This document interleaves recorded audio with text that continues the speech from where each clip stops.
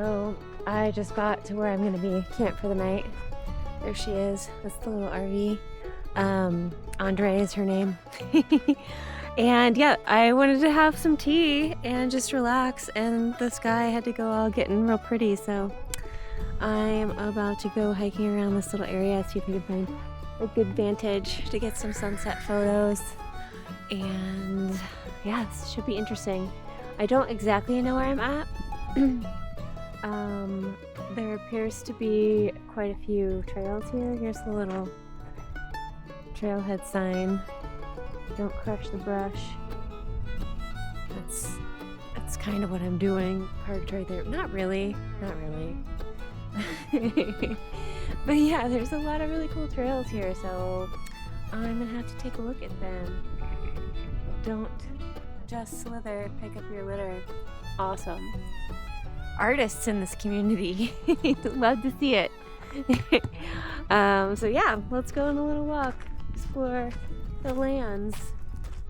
Oh man, the sky's really opening up. It's beautiful over there.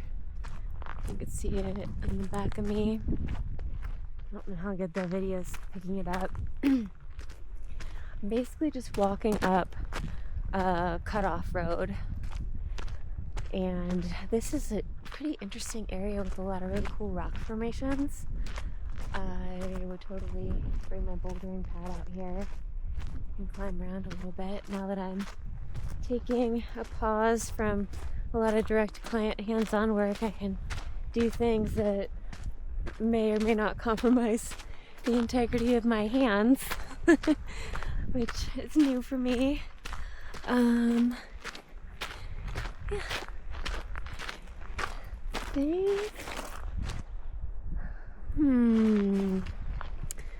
We might be able to get a good vantage over here. It's kind of a bummer because the sun poking out is like in a spot where there's not a lot of good topography in front of it, so I don't know how it's gonna make for a picture composition, but the sunset's probably gonna be real pretty, and yeah, we'll just see, I guess.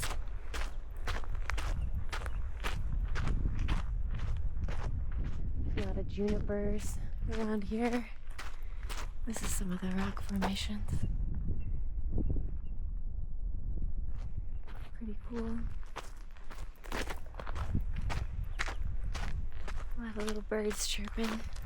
It was just downpouring pretty good. I drove into this spot from Bend this afternoon and saw a beautiful rainbow. It was huge.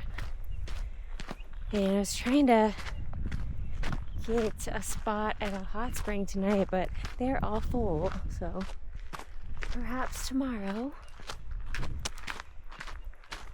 I might drive or maybe even ride my bike up this road in the morning. There's a trailhead and a mountain over there that I was gonna head up before I head on my way. And this trip to Colorado, I think it's gonna be a little bit more of exploring Oregon. I have never been to the Sunstone mine, and I feel like I'm pretty close to it, so it's kind of on the way to Colorado. I mean, not really on the way, but it's not too far off the way. So I think that I'm going to stop over at the Sunstone mine tomorrow because it will have just rained, and I heard the best time to go is after the rain washes them off because you can find them really easy in the sunlight. Oh, I think I might have just found a piece of obsidian. Yep.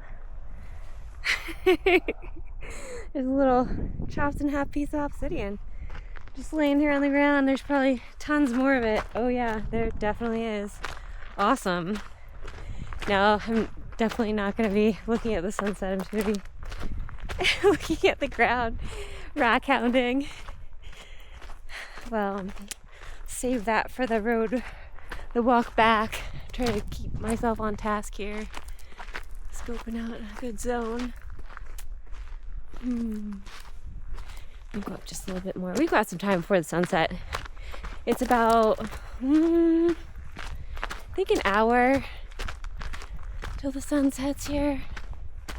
It was just the other day, equinox, equidistant day, between day and night. Sun rose and set at the same time, in Oregon at least.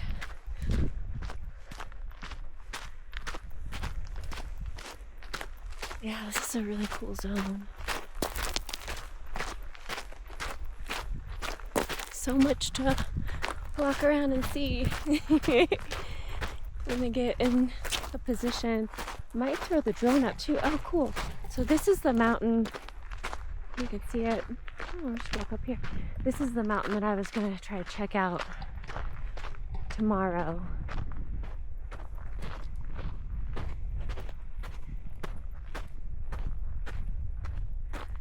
Maybe do some hikes around there. Bring you guys along.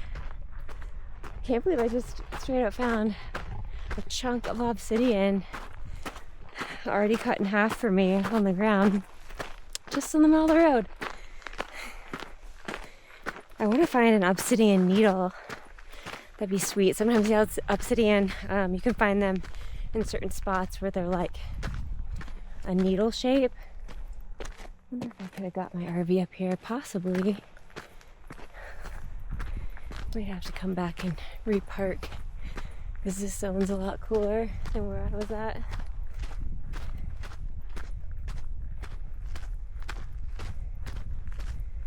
Yeah, might do that. But yeah, the obsidian form needles, and it's pretty cool shape. You can make wind chimes out of them.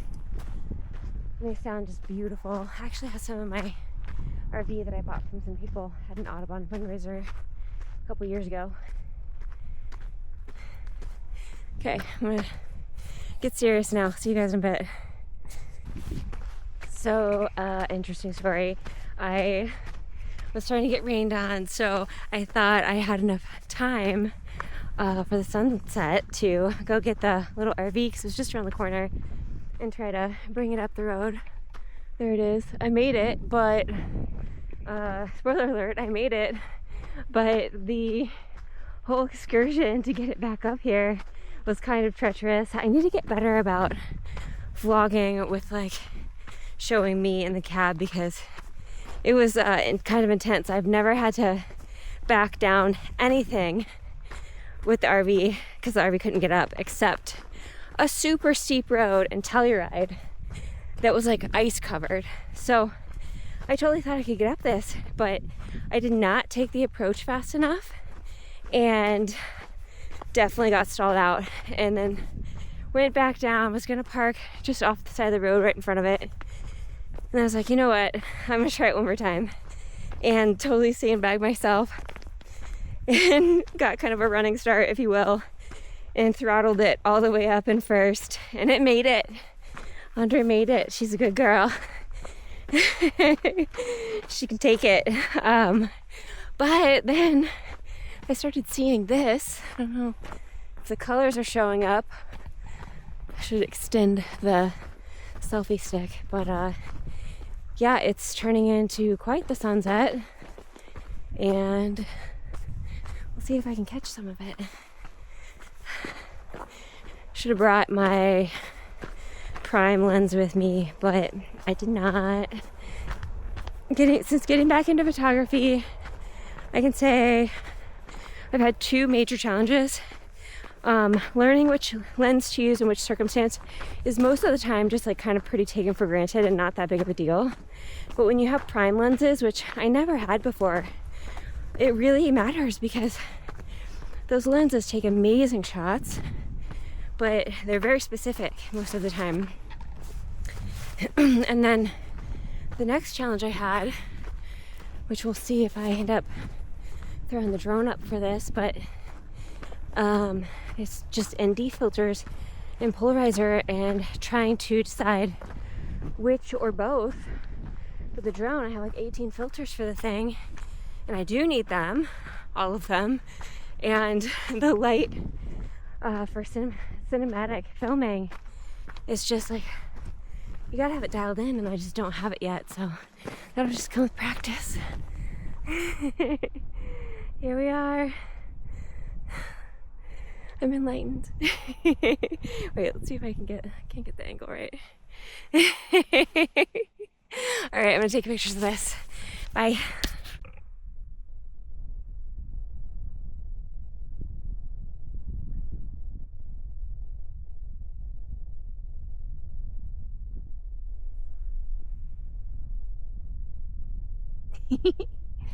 That was the sunset. The colors are not looking like they're coming out on the screen though. Sorry about that. I'll have to backfill with some pretty photos that I took with my good camera. And here we go. Give you a little spin with a mini drone. This isn't a drone, but it is a drone, but it's not a drone. Do you think it's a drone? I mean, some of the Insta 360 videos are decent. They're trying to be drones, but they're not drones. I actually might throw it up here for a second because the light is probably perfect. So yeah, this is where I am. Putting you away. Gonna fly a little bit with sunsets. So yeah, I did do some flying, and I got some really nice 360 shots of the clouds rolling in and the aftermath of the little storm that had blown through, and then sunset, and yeah, some more surprises. So if you'd like to see some of that aerial footage, you're welcome to go over to my other channel, which is Elemental Aerial Photography, and I will link that in the description as well as the comments below. It's Elemental Aerial smushed together in one word, and then photography. There's a couple of those types of channels out there, so you're welcome to come join me. I'd love to see you there, and if you want to comment below or comment on that video as well and let me know that you came to see me there, I'd really appreciate it. So we're looking at here Table Rock. Table Rock is a really cool place. I actually loved this little zone. There was a ton of obsidian just in the road up the butte, so there's just tons of that all over the Oregon Outback. And this little zone is east of a town called Lapine, and there's a low and lonely mountain, this Table Rock, that barely shows up on most maps. It's a small butte that rises from the sagebrush plains like an ancient memory. From a distance, it looks pretty simple, just a flat top with steep sides, but every layer of rock here tells a story of millions of years in the making. Geologists say Table Rock began life as a tuff cone, a volcano that erupted through groundwater, sending clouds of steam and ash into the sky. Later, a thick flow of basalt lava poured into the crater, and then it cooled, and it hardened into a dark, heavy cap. Over countless of years, wind and rain carved away the softer material around it, and the tough basalt stayed behind, leaving this flat-topped island of stone. This is kind of like how, Devil's Tower is that Wyoming or South Dakota? It's kind of like how that formed, but it's definitely not as prolific. So this process shaped a lot of Oregon's high desert, which is a landscape built by fire and worn down by time. If you look around this basin, you'll see volcanic scars everywhere. There's a place called Hole in the Ground, there's a place called Big Hole, and a really cool feature called Fort Rock that I did not get to go to because I was a little bit in a hurry to get somewhere after this, but I definitely want to go back there, and I might be able to do that on my road trip back to Oregon. Yeah, it looked really awesome, so I'd love to go fly the drone around that spot. Each one of these places is a reminder that this quiet desert was once a violent and alive place. Today, Table Rock watches over a much calmer world. The surrounding land is open range, sagebrush, rabbit brush, and scattered juniper stretch for miles. Here you can stand there's a sense of stillness that feels almost prehistoric, and the air just smells so amazing with the juniper and the sage. Archaeologists know that people have lived in this region for thousands of years. Tribes moved through the valleys, hunting, gathering, and following the seasons, long before roads or fences appeared. Volcanic features like this often carried spiritual meaning, though much of that knowledge wasn't written down. You can still feel it though, the sense that this land remembers. I love that about the Oregon Outback. This landscape is so vast and quiet, but it holds stories in its silence. When the sun hits the rock at the end of the day, you can see the centuries layered in color, the reds and blacks of ancient fire, the pale dust of erosion, the shimmer of new life trying to grow on old lava. Geologically, Table Rock is just basalt and tough. Nothing flashy, but when you stand here, surrounded by so much open space, it feels enormous. You realize how patient the earth is, how slowly it builds and reshapes itself. It makes you breathe a little slower.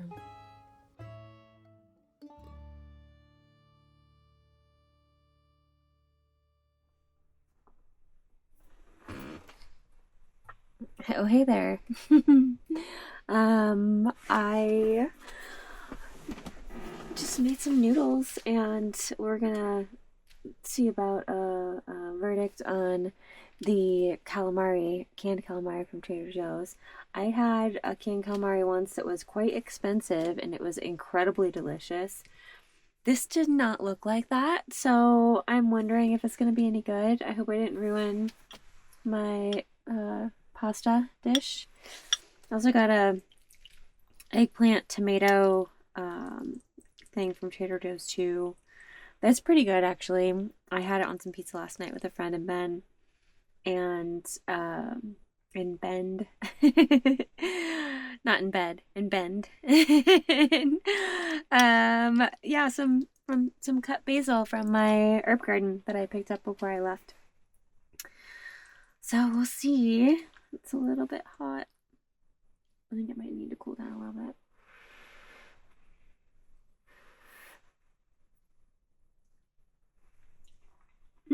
Not bad. The calamari is not bad.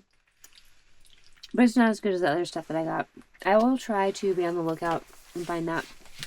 See if I can show it to you guys, but it was incredible. I know I've seen the brand one other time in Bozeman at this little artsy charcuterie store on campus at the university there, but I've never seen them sold anywhere else. So I think they're probably sold in like high-end specialty markets. Let's see if I can find one. Maybe it'll be my little scavenger hunt for this trip. Bye.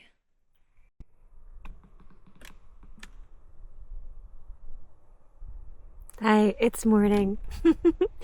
I woke up pretty early this morning.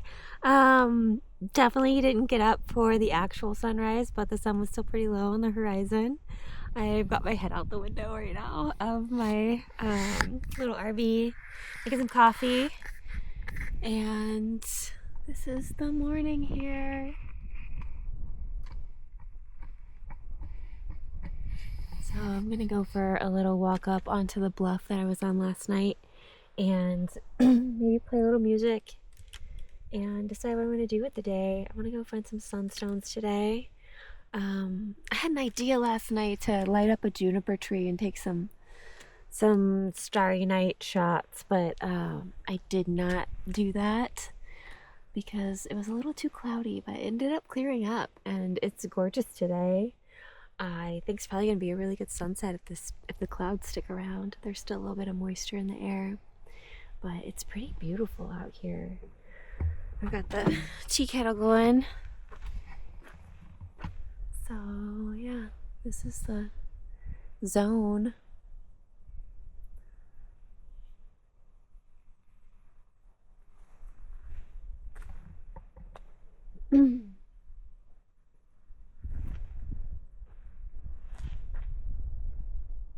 Pretty nice. This is a great spot to boondock camp. Out of the way. It was super quiet last night. I slept great. Had some crazy dreams of like a black panther and a bunch of sailboats that were going out of harbor, but where there was like some rough seas, so where they were still stalling. Yeah, there's gonna be some big transitions coming up for a lot of people, I think. So that's exciting. Got some things cooking on the horizon. Haven't told anybody about yet, but we'll see what comes out of it. Don't want to jinx myself or whatever.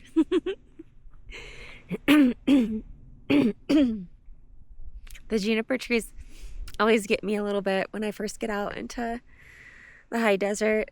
It takes me like a day to kind of get over that allergy. And today, this time it wasn't too bad though. I don't know why that was. Maybe because I didn't actually like camp out in the junipers the first night I was in town. Went to visit my friend that works fires in Bend, and just camped in his driveway. I got a mouse in the RV in his driveway too. Heard it squeaking at me last night, so I did some kind of mitigation work and set some traps, and didn't get anything last night. Didn't hear anything either, but right before I woke up yesterday, when I had spent the whole night hearing the mouse squeaking, or mice, I don't know, I think maybe one was trying to get in and was trying to get other people to join him, other mice to join him, but maybe that didn't work. But yeah, right before I woke up out of bed, I kind of sent a vibe out to the mouse. I was like, I am gonna kill you if you don't leave. I'm gonna set a trap and it's gonna be bad if you don't leave, so just go. And maybe they went, maybe they left. Maybe he liked my friend's house and got the vibe as soon as the engine started up that he was about to go somewhere else. So we'll see. I don't know, but didn't hear one peep last night, so that's good. Get the coffee.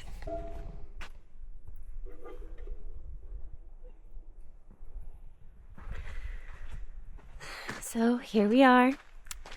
Beautiful day. I've actually got this new mic I'm going to try out to do some recording, and I can't remember if I recorded myself telling the camera about the fact that I've been playing mandolin for probably 23 years, I think. 25 years. Yeah, it's been a while, but I plateaued around year 2, maybe year 3, when I actually had some lessons. And yeah, I just had never really gotten good because I had a bunch of good friends that were like professional bluegrass musicians that we would hang out with, and there was just no reason for me to jam with them because they were incredible. Slipping. And then also I was a massage therapist. I'm a massage therapist for like the past 20 years. In 15 years being my primary source of income. So I just like couldn't get calluses on my fingertips. So that was kind of a bummer. I couldn't do any rock climbing really, like on outside rocks. I could climb in the gym because the holds aren't gonna cut your fingers. But every time I would climb on outside rocks, I had these really lightweight leather suede gloves that I would wear. And it just got to be like, what's the point, you know? So, got out of rock climbing, although I really liked that. So now I'm now that I've decided to transition my career into something that's not as manual focused, I can try to get better at mandolin again and do some rock climbing. Which actually, like right down over there behind me, that was a zone I saw yesterday that actually had some really good spots to do some climbing. Yeah, this is a really cool zone actually. I would definitely come back up here and camp. I was able to fly the drone up a little bit. Oh, this is the tree that I went to light up yesterday. You can get some pics. Ow! Oh, I got a goat head in my toe. Hold on a second.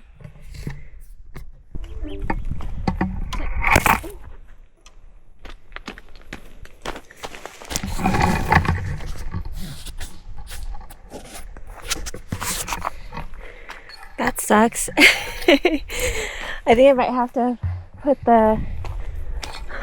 What's a good spot for this? For the Insta tripod. It's got to have like a level ground, which is kind of a bummer. I guess it's fine here.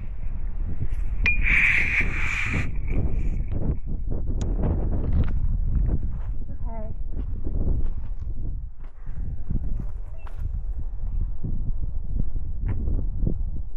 Maybe I'll go up here actually.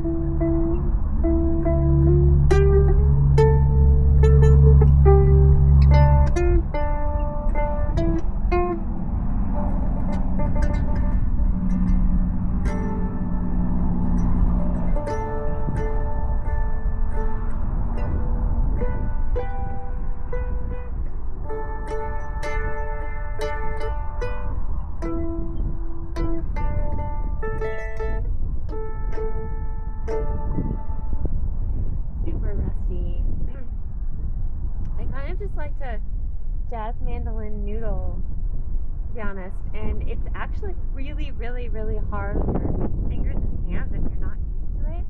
So I'm still just getting back to it, just building my strength in my fingers, and yeah, it's shocking that even like my actual fingers are sore, not even just like the fingertips. Which tells me also I've been out of practice from my manual therapy work for a long time, because I have pretty strong hands. So more of that, where that came from. We'll be doing little snips, maybe get some video or some audio for me to use on the videos.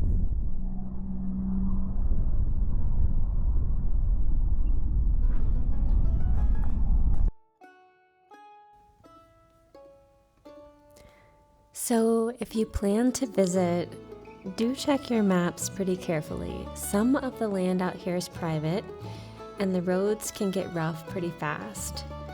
And they're covered in glass. So obsidian is actually glass that the volcano made, and it's everywhere out here. So tires can get busted, especially in a zone called Glass Butte. It gets rough pretty fast. And bring water, bring a spare tire, of course, and a sense of respect for the quiet of this area. And if you're flying drones, make sure you're in a legal area and keep your distance from wildlife, because this is their home too. And I like to come out here to remind myself how small I am sometimes and how lucky we are to live in a place where time and silence still shape the land. The wind just drives over this landscape, blowing through the sage and the juniper, and it just tickles your ears sometimes. Table Rock might not be in the travel brochures, but that's what I love about it. I just kind of happened upon it, and it was this amazing place. It's a quiet giant in Oregon's high desert, a monument to fire, erosion, and the power of patience. And if you made it this far, thanks so much for joining me on this episode of Alma Adventure. Please comment below and tell me what you liked about it. Tell me what I could do better. I'm new at this, if you haven't guessed, if you haven't seen me around. I was motivated to do these videos by a very dear friend of mine whose channel kind of took off, and I've been here van lifing it and RVing it around the western states of America and Europe since probably 2010, I think, is when I first got my Westphalia. And I've had different iterations over the past 15 years. It's now 2025, my gosh.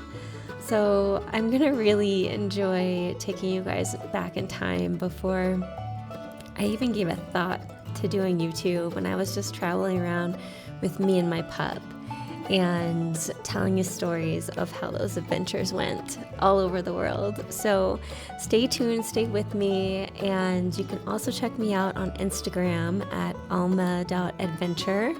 And I do have an ancient Instagram account for my pup and I's adventures. His name was Nama, and our Instagram was called NK and Namaste. That's NAMAHSTAY. And I'll link those below and in the description. So join me on all the things, and I'll see you next time. Oh, real quick, I have some treats in store for you for the next couple of videos. I'm going to Summer Lake Hot Spring, and I will be ground rock hounding in the Sunstone Mine area. So that'll be fun. So stay tuned for the next episodes. Thanks for hanging out with me on these Alma Adventures.